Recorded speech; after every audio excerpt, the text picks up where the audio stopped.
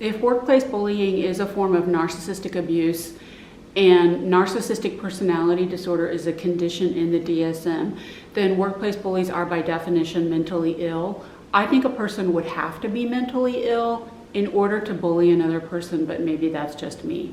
Narcissism is often comorbid, concomitant with other mental illnesses, addictions, depressions, etc. And these people really put it out there.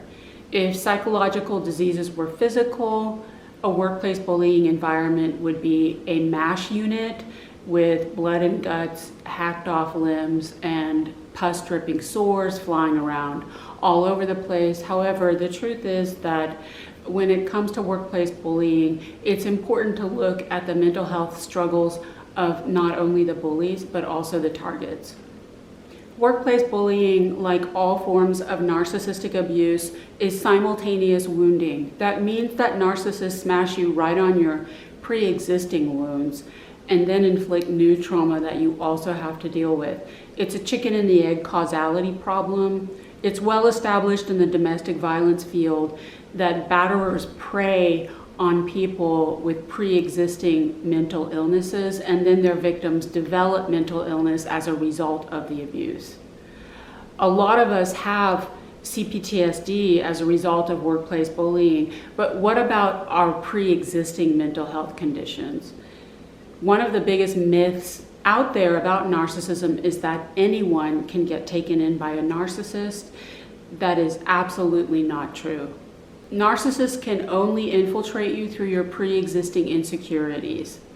All abusers are fundamentally weak, lazy cowards at heart, and they like a nice, soft, easy target. Workplace bullies are snipers who pick off the wounded animal at the edge of the pack. They are sharks who smell blood in the water. Workplace bullies as narcissists may have no empathy, but they can be quite psychic. They can just pick up on this stuff. There's no gaslighting, no victim blaming or shaming on this channel. No one is responsible for their own abuse. It just helps sometimes to have an awareness of what it is about you that gets you targeted. Sometimes one of the reasons you are bullied in the workplace may be your own mental illness. If you are a target of workplace bullying, you may suffer from depression. That may be because of the bullying, or it may be something you've lived with your whole life. Depression ranges from low-grade situational depression, like SAD, all the way to major depressive disorder. It may be inherited. Depression makes you irritable, especially in men with depression. You get irritated very easily and you can be short-tempered. Do you feel like things don't like you? Your car, your computer, things aren't cooperating? If you suffer from depression, the feedback you're gonna get is that you're unhappy. You don't seem very happy to be here. It just seems like you're not very happy. You're also negative. You're a dark, negative person, and there's a lot of talk about your moods.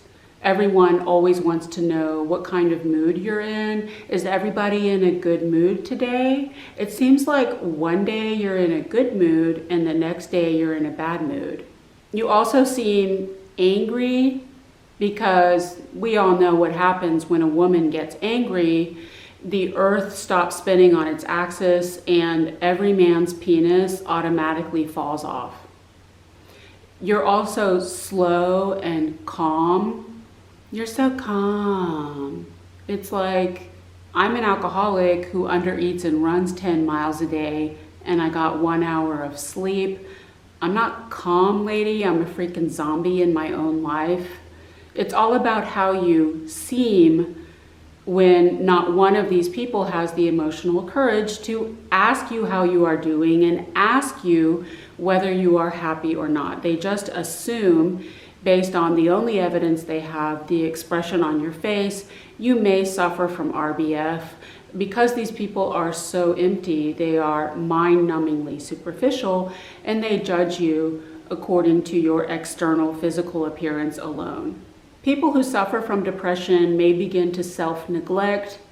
It is a lack of self-care. They may fail to fulfill the responsibilities of daily routine, like hygiene. And I'm not saying that you have bad hygiene, but your depression may be manifesting in ways that other people can perceive. If anything, it looks a lot like low self-esteem, bad posture, dressing poorly, eating poorly, neglecting personal care, etc. Do you carb load?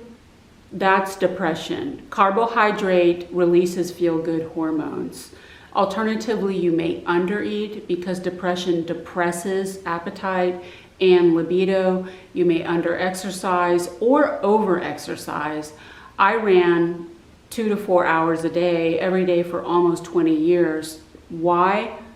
Runner's high. That was the only way I could force my brain to manufacture feel-good hormones. What depression is, in general, is low energy. You feel as though it just takes too much energy to take care of yourself, to eat, to shower, to exercise. And that low energy is a problem for narcissists because it's low supply. Energy is supply. Your depression gets you targeted because you're not granting enough supply.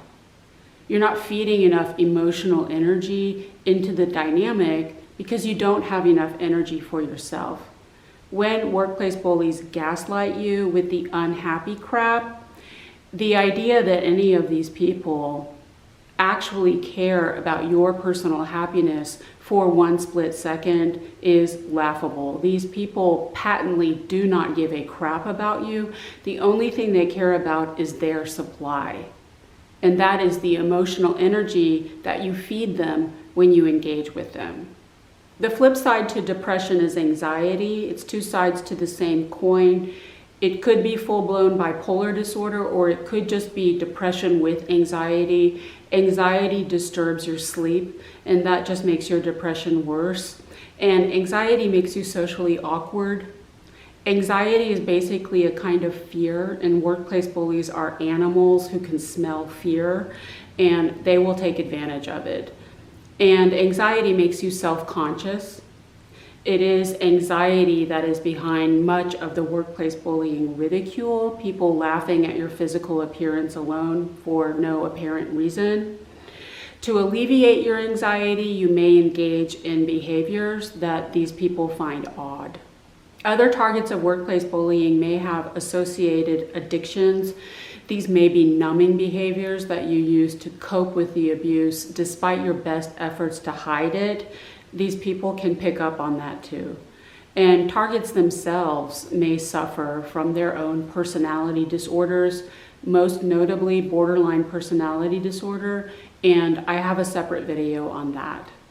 Integral to the definition of the word bullying is the idea that bullies bully people they perceive as weak, and mental illness is definitely a weakness that workplace bullies exploit.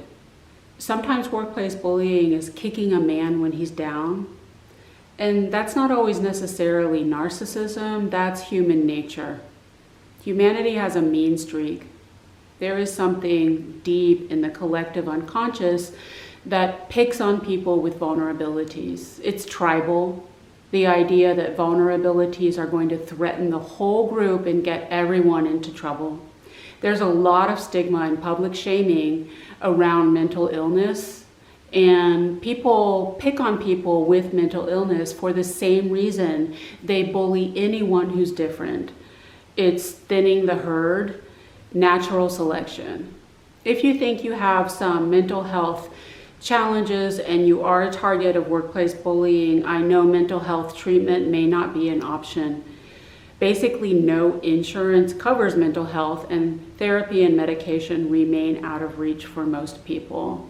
The profession of psychology attracts more crazy people than the general population, and finding a good therapist is a matter of trial and error, one that you may not be able to afford. However, there may be some low-cost options in your area or online. If you are fortunate enough to find a good therapist who is educated in both narcissistic abuse and workplace bullying, consider that a blessing. I've come to the conclusion that therapy really doesn't work for deep trauma. I did therapy for almost 20 years, and I still have all the same traumas and all the same triggers. I also believe that psychiatric medication is basically a scam, but a good therapist can be like a good friend who understands and supports you when no one else does. Whether you developed mental illness as a result of the bullying or the bullying exacerbated pre-existing symptoms, it doesn't matter. I know I've had depression my entire life. I could show you photographs of me as a child with huge dark circles eating up half my little face, and I know my conditions played a role in getting me targeted. Personally, I've learned to just live with it. I feel as though I have depression and anxiety running beneath my skin 24/7, and I've developed many ways over the decades to self-medicate. Yes, depression is absolutely paralyzing. It shuts down all your chakras and locks you into learned helplessness. It has taken me to some very dark places, but it also enables me to wax philosophical, and that's where all this content comes from. I think I'm so deep. And my anxiety helps me get a lot done. My apartment is so clean you could eat out of the toilet bowl. Discrimination against any disability, including mental health conditions, is illegal, but everyone does it anyway and gets away with it. If you disclose any mental health struggles to an employer, I guarantee you they will use it against you. If they don't fire you outright, it'll be just another thing for them to bully you about. Personality disorders are a choice, but psychiatric conditions are a physiological medical problem just like any other. If you are working with someone that you think may be certifiably bipolar, for example, you can have some compassion. They may be suffering from something that they can't control. And remember to have compassion for yourself. Like I said, there is a lot of stigma and public shaming about mental illness, and you don't need any more of that. Whatever you decide to do, use it as an opportunity to do what we should all be doing as targets of workplace bullying, waking up every day and prioritizing our own mental health and emotional well-being. I hope that helps. Take care.